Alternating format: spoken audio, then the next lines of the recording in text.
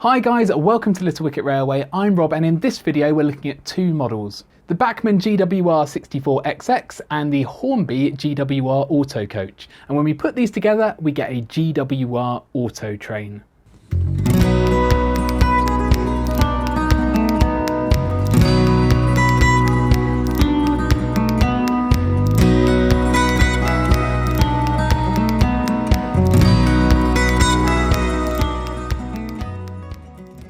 So before we look at these models, what is an Autotrain?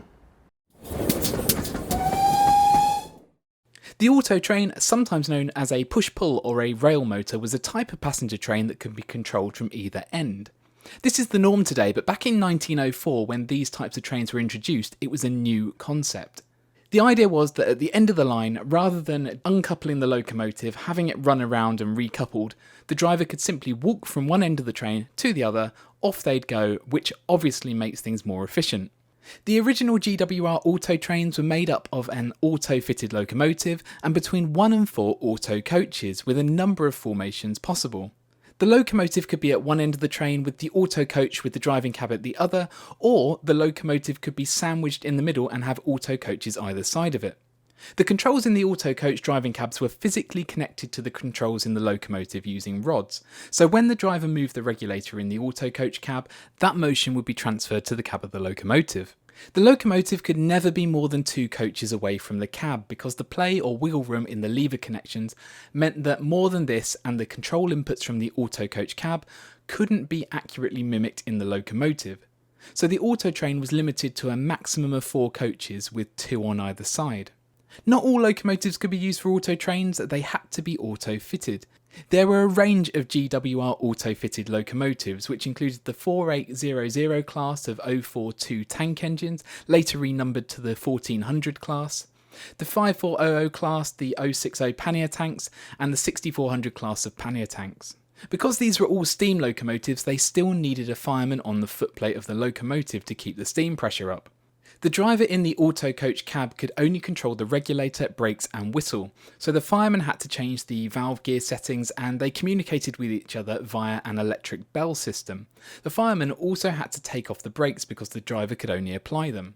By the 1920s, most companies were using auto trains and they were particularly common on branch line services. They remained in service until the 1950s and 60s when they were replaced by diesel multiple units. A number of these auto coaches have been preserved, including coach 190, which is the model that we'll look at now. This is the Hornby GWR Autocoach, reference R4821. It's got a recommended retail price of £40, but I got this from the model centre for just under £30. Hornby also make versions in British Rail Crimson and Cream and British Rail Crimson. These are main range models, not railroad, so I was expecting similar quality to Hornby Mark I coaches that are also in the main range. However, it appears that these are essentially an old Airfix model which were first launched in the 1970s, so the model is getting on a bit and it seems that not a huge amount has changed since it first came out.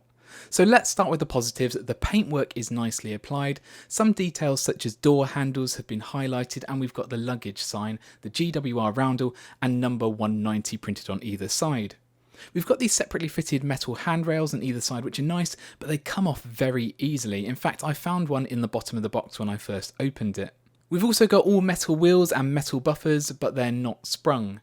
At the cab end there's this gong at the front which the driver would have used to signal the approach of the train, and we've got the cab glazing. Now for the negatives. There's an overall lack of detail both inside and out. The underframe has very basic moulding. It certainly doesn't reflect the fact that these coaches would have had control rods running underneath them. The couplings that came with this as standard are the wide tension lock type, and I've already removed them at the front and fitted a narrow coupling at the rear. Any detail around the body is moulded, and apart from the gong and the handrails there are very few separately fitted parts. But the interior is the real disappointment. It's in a single moulded piece of cream plastic and screw fixings are visible in the coach floor. Given that having a driving cab is a key feature of this model, you'd have thought that some effort would have been put into modelling some controls, but there's nothing. And viewed from the front, it's obvious that the glazing is a single plastic insert that runs the length of the coach rather than being separately fitted panes. To me, this is a railroad quality model with a few special features, and the recommended retail price of £40 is far too much. Even at the reduced price of £30, it's borderline reasonable value. If you're looking for a more detailed version of the Autocoach, then Bachmann do have a version, but you'd expect to pay nearly double for it, and I'm not sure that it's twice as detailed. There is a kit you can buy from Dark Castings which includes all the etched parts to make this a super detailed model, but it costs £25. And if you want to upgrade the glazing to be flush, then there is a kit from Shawplan which costs £9.50. So overall, not that impressed with the Hornby Autocoach. It seems overpriced and under-detailed to me. But anyway, onto the locomotive, and as I said, there were quite a few classes that were auto-fitted that I could have gone for, but I went for the Bachmann 64XX, so let's take a look at the model. This is Bachmann reference 31635A and it came out in 2016. It's no longer in production, but I managed to find this one listed by Hereford Models and Miniatures for just under £80. It's DCC ready with a 6-pin socket. It's in the GWR green with the GWR initials down the side of the tank, and next to the cab we've got the running number 6424 and the power classification. The model is predominantly plastic with metal fitted around the inner edge of the body shell and in the coal bunker, which gives the locomotive its weight. In terms of detail, we've got quite a few separately fitted handles and rails, but other than that it's quite basic. Most other features are moulded on, including the cab roof vent which doesn't slide. It's not easy to see inside the cab, but there's a reasonable level of detail. Pipework and gauges have been highlighted and the front cab glazing is flush. Sadly, there's no flickering firebox in this model. At the rear we've got a full coal bunker. The model comes with fixed buffers and the narrow NEM couplings, and underneath we've got copper wiper pickups on all 6 wheels. So let's get this on the rolling road and see how it runs. Okay, so here we are on the rolling road. Let's start by putting it on half power.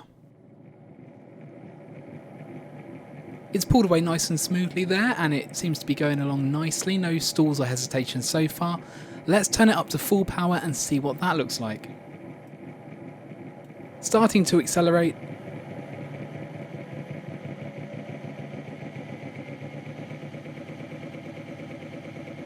And that's a good top speed there. Let's turn it down and see if we can crawl.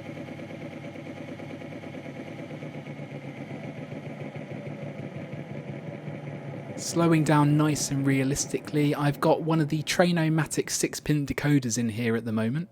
Obviously all the acceleration and deceleration are adjustable on there as well. And that's a fantastic slow crawl, far slower than you'd probably want to go on the layout. Let's just turn it up a tad. No signs of hesitation, the all-wheel pickup seems to be doing its job. So out the box, I'm really happy with how that's running and I can't wait to get it connected to the Autocoaches. So that's the Hornby Autocoach and the Bachmann 64XX. Not overly impressed with the Autocoach. It's a very old model and I think it's about time Hornby made some upgrades to justify the price. I really like the Bachmann 64XX. It's not really in the same league as some of the more modern pannier tanks that Bachmann are producing at the moment, like the 94XX I reviewed the other day, but it was a reasonable price and it's a good runner. I'll get these set up as an Autotrain and I'll leave you with some shots of them running around Little Wicket. If you've enjoyed this video, then please give it a like and subscribe to the channel.